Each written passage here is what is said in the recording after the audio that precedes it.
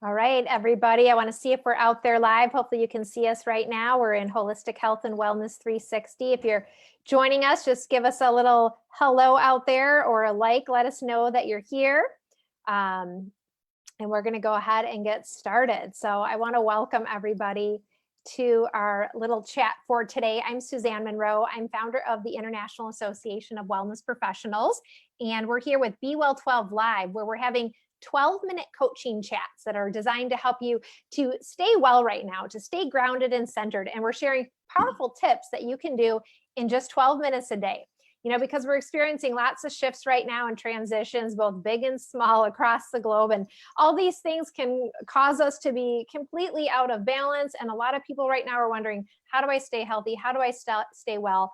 And the truth is, this is an opportunity right now to take action in our lives. And that's what we're doing. We're here to support you with that by reminding you about some simple, powerful tips that you can do, and hopefully introducing some new things to you that maybe you haven't heard of, so that you can stay healthy during this time. So I'm excited to be with you. And of course, keep in mind, any tips shared during our program should be considered with your own health journey. You should consult a medical professional before you make any significant changes. And today, I'm very excited to be here with our guest, Dany Spencer. Hey, Dany out there. Hi. Dany is the Director of Digital Learning Experiences for the Institute for Health and Human Potential. And she's also an IAWP certified wellness coach. And she's going to be sharing a 12-minute powerful practice that you can do to stay calm and centered and track what she calls your emotional triggers. So we'll get into that today. Welcome, Dany. Thank you. Thank you for having me. This is really exciting.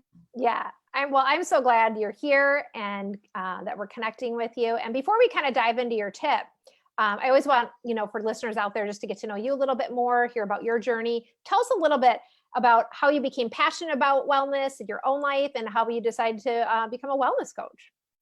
Well, it's a long kind of a story, I guess, but I'll try and shorten it for you. So I was always that kid that would come home from school and I would make my mom record the 20-minute workout back in the 80s. I don't know if anybody remembers those workouts. So I guess my wellness journey started when I was a kid in school, and I would just come home and work out all the time. And throughout my life, I guess my career led me to other things. I ended up, working more in the technical field and becoming an instructional designer and a facilitator. But I always loved health and wellness, to the point where I became a personal trainer 15 years ago and a Zumba instructor when that became, really popular. And then about 4 or 5 years ago, I just found myself in a weird spot where I was having old clients come to me and saying, I really miss working out with you. But I was giving them advice, and I was kind of helping them through their, health and wellness journey. And I was speaking with a couple of friends of mine who also happen to be coaches, and they said, you're being a coach, so why don't you become a health and wellness coach? Mm-hmm. And I was like, that's a thing? I can actually do that. So I did. I went looking for organizations who would certify me, and I found the IAWP, and through that process became certified last fall. And so, so now I'm kind of taking this health and wellness journey from in my own life and helping clients kind of recognize. I really love to focus on emotions and how emotions impact our decisions around our health and wellness. So that's been my focus as part of my coaching journey as well with my clients. Well, I love that you're focusing on that, because it is such a big part of health and wellness, yet it's kind of an area where people either ignore it, or they don't know how it ties in, or they really just don't know what to do with their emotions. So it's one of those areas that sometimes doesn't get discussed a lot. And so I'm glad that you're passionate about it. Tell us what you're doing right now to stay grounded with your emotions, and what your practice is that you want to share. Well, I love what you said, that, nobody really talks about emotions, but we all have them. And we can't live without them. So the key thing is, especially right now in the state of the world that we're in, we are constantly being triggered, whether that's, in a positive way or a negative way. So I guess what I want to start talking about is our brain. So our emotions come from our brain. There's a bunch of different theories that are out there that first, we have two sides of our brain. We have our neocortex, which we also call our thinking brain. So this is where we kind of can do math and calculate and kind of decide where to go when we're driving. Do we go left or right, or make decisions? And then we have the subcortex of our brain, which is our amygdala. And it's kind of like that little almond piece that kind of sits around here. And this is our emotional feeling brain. And a lot of folks think that that amygdala is secondary to our neocortex, where in fact, research has shown that it's actually what triggers first.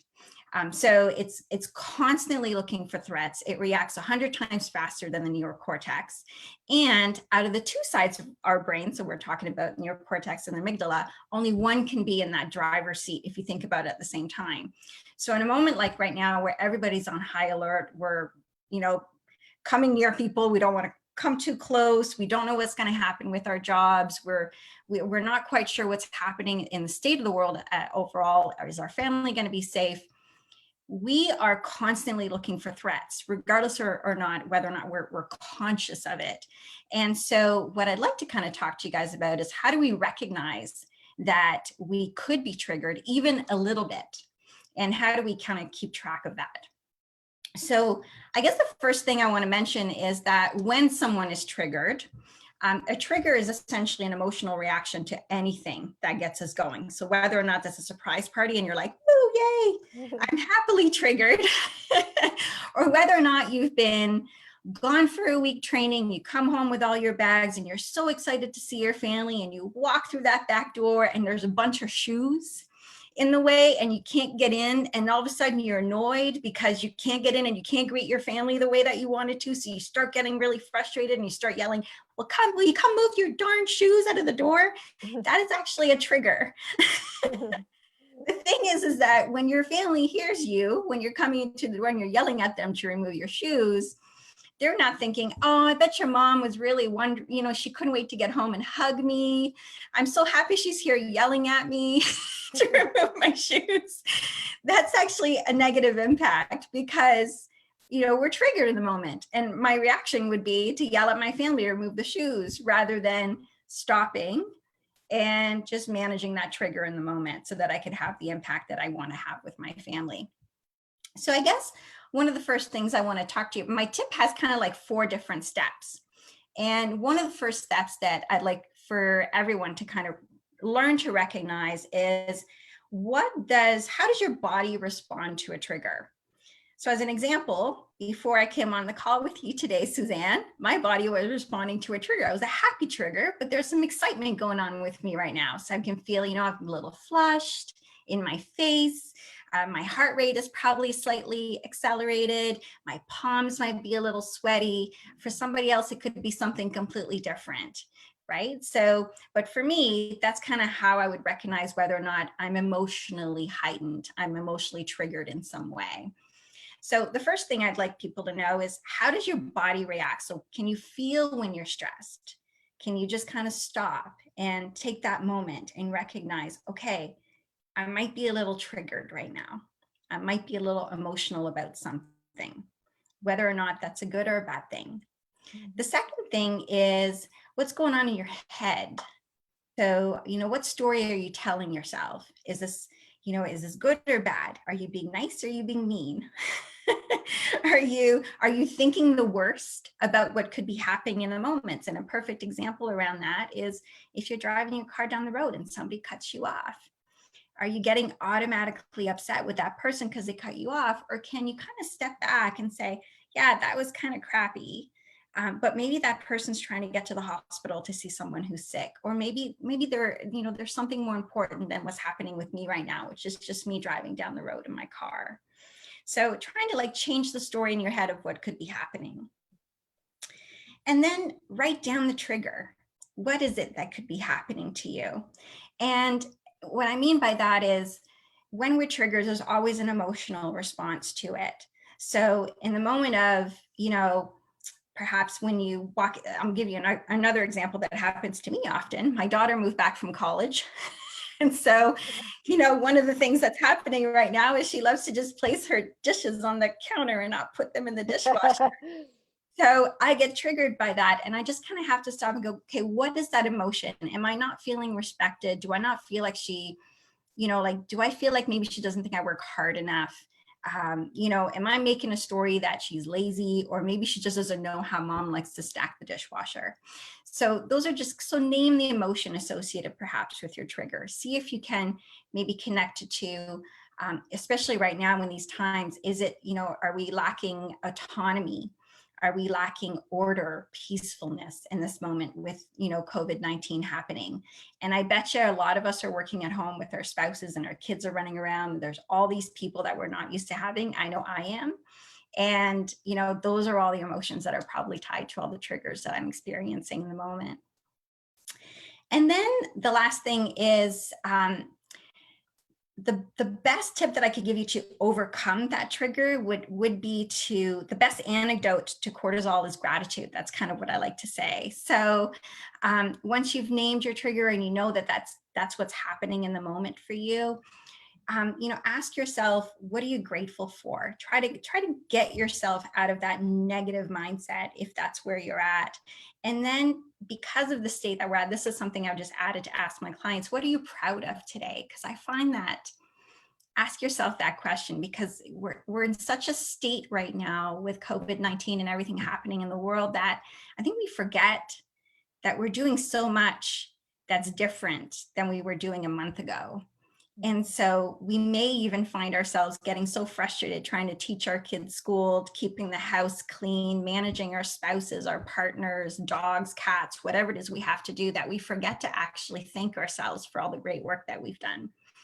And so the more that you can practice gratitude and recognizing all the great things that you're doing for you and your family in the moment, the more ammunition and the more immune you'll be to having those emotional triggers kind of pop in and and kind of throw you off course. So I guess that would be, I was looking at the time, making sure that we're not going over, trying to go really fast. I guess well, you know what I will say? I think our interviews are a little longer than 12 minutes, but what I decided was, everybody out there, the practice has to be something you can do in 12 minutes, right? We'll try to keep it. But because there's, a little bit of intro and stuff like that. But I think, I love the 4 tips that you shared. And I love, this is something that you can do in 12 minutes a day or less. You could do this when the trigger happens, or, do you recommend doing this kind of in the moment, or do you check in with yourself at certain points during the day? What are your thoughts on that? I would say both. So again, as soon as you're feeling flutters and you're feeling, your whatever, first of all, it's noticing what's happening in your body. I don't think a lot of us pay attention to what happens in our bodies when we're triggered. I know I didn't until I started learning emotional intelligence 9 years ago. Things happen and you go, yeah, I'll deal with that later. Or yeah, I'm fine. Yeah, right. That good old F word, I'm fine. Yeah. But it's really recognizing what is truly happening for you. So if you can start to get a sense of how your body's reacting in the moments, and they could be tiny triggers and they could be huge triggers, right? But as long as you can kind of pay attention to what's happening. So practicing that is huge. And then of course, also pointing to what's happening in your brain. So really what's happening in your body and what are you thinking? If you can practice those 2 tips on a regular basis, and just really checking in with yourself, that will truly help you recognize perhaps even triggers that you didn't even know were impacting you on a regular basis. I love this because it's all about awareness. Like you said, this isn't something maybe that you're even noticing, but this is such a great time to be practicing it right now, because like you said, things are heightened. You might be having more triggers, but yet at the same time, maybe the opportunity is there for you to kind of slow down in the moment and be like, okay. Yeah. And it's really an opportunity for people to kind of get to know themselves a little bit more right now, right? Like, oh, what am I feeling right now? What am I thinking like right now? So I love that that's a simple process. So let's review the 4 steps. So first you have that feeling, what are you feeling in that moment? And then you're kind of go to the brain. So first she's like, what's the body sensation, right? And then what's the brain? That's number 2. And then you go to number 3, which is what? Were you writing it down? Right, write down. Yeah, write down your trigger. What is triggering you in the moment? Okay. So let me ask you this. You tripped over the shoes. You tripped over the shoes after your vacation. You're like, oh, this is what I feel. I feel it in my body. Here's what I'm thinking. You're like, somebody get me a notebook and a piece of paper. Like, what if you're in the moment and you're like, do you have to write it down, or what do you do in step 3? Well, just make note of it. Of course, when you're in the moment. Yeah. And one of the emotions that could be happening when you just want to get home, you probably have this beautiful idea of you walking through the door, with like your hair fanned, and you're like, everybody's going to be so happy to see me. And then the shoes are in the way and you're like, I can't in the door. So really that emotion that's happening is you're not getting the recognition and the hello that you wanted. You have an emotional need in that moment, is to be recognized and welcomed and loved by your family. And they're denying you that because they put their darn shoes in the door. Yeah. So it's learning. That's kind of like a funny example, but it's learning, why is it that you're triggered? Does it really matter? And there is a check-in with you also. And I mean, I could talk about emotional intelligence all day. Sometimes I do. But it's really also like the story that you're telling yourself and asking yourself questions around, is this really going to matter right now? Like, if I look back in this moment an hour from now, am I really going to care? So start also asking you questions about, so if your daughter my daughter leaves dishes on the counter, yeah, it's going to tick me off for the 5 seconds that I go into the kitchen to get a glass of water, but is it really going to impact my day? Or can I just say, hey, Casey, can you just remove your dishes and put them in the dishwasher, rather than it festering for the rest of the day? Right. Yeah. So, but on some level, it might be something that, hey, it's not going to bother you. The trigger was just there and you can move on. But you might also discover, I'm assuming, that there is some change that needs to be made. Maybe Yeah. it is something you need to say something about. So you can take action on that while you're still kind of moving into gratitude in the moment. Is that? Exactly. But you can also, by kind of calming your amygdala and kind of, recognizing the trigger and asking yourself, what's happening in the moment, what story am I telling myself? And science says that it takes 18 minutes for you to calm cortisol in your brain to be able to have a conversation. So allow yourself that time to just step back. Don't have the conversation in the moment where you feel heightened and you feel your body all hot and bothered. So yes, I definitely have the conversation, but in a skillful way, with the ability to ask questions around, why did you leave the dishes on the counter? Were you in a hurry? Sounds like a topic for another interview. What to do after the cortisol levels are balanced. Exactly. Yes. I love that though, right? Because so many times we do things that we wish we wouldn't have said and done in the moment because of those triggers. And this is such an important time to be getting in touch with this. So I just love that you shared this 4-step process that anybody can do, Dany. Was there anything else you needed to share about it, or anything else we missed about it? No, but if you guys have any questions, feel free to contact me. Yeah, you guys can reach Dany on Facebook. She's on Facebook at Dany Spencer. And I'm just so glad you were here today to share this. This is such a huge piece of health and wellness. And today we covered just one wellness tip that you can do in 12 minutes a day. And if you want to continue your wellness journey in 12 more minutes every day, we invite you to check out the link below this video to learn more about Be Well 12, our self-guided digital coaching program. Dany, so fun having you here today. I'm so glad you were here to join us. And thanks to everybody out there who's been with us. We'll talk to you later. Everyone. Bye-bye. Bye.